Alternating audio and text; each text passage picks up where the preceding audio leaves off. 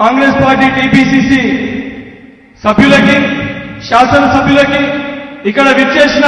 నా తోటి కాంగ్రెస్ పార్టీ కుటుంబ సభ్యులకి పత్రికా విలేకరులకి మీడియా మిత్రులకి అందరికీ నమస్కారం. ఈ రోజు ఏంటంటే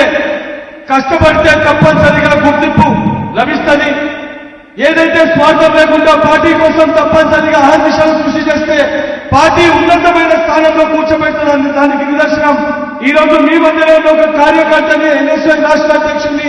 ఈ రోజు కాంగ్రెస్ పార్టీ ఎమ్మెల్సీగా నాకు అవకాశం కల్పించింది. తప్పనిసరిగా రాబోయే ప్రతి ఒక్క నామినేటెడ్ పదవులలో కూడా ఏదైతే మన ముఖ్యమంత్రి వర్యులు ఉప ముఖ్యమంత్రి గారు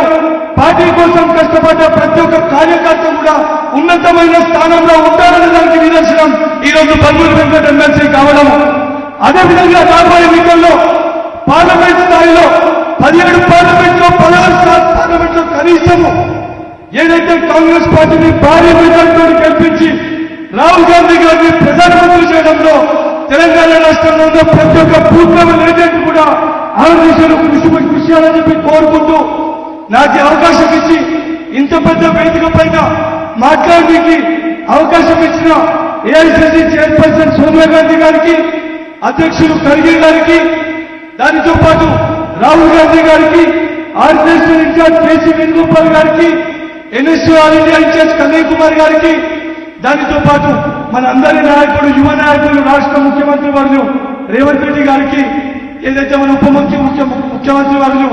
భట్టి గారికి, మంత్రివర్గంలో ఉన్న మంత్రులందరికీ, నన్ను ఏకాగ్రీగా ఆశీర్వదించిన శాసనసభలో ఉన్న శాసనసభ్యులందరికీ, కాంగ్రెస్ పార్టీ నా కుటుంబ సభ్యులందరికీ మరొక్కసారి పేరు పేరున నా శిరస్సు వంచి పాదాభివందనాలు తెలియజేస్తూ ముగిస్తున్నాను. Thank you.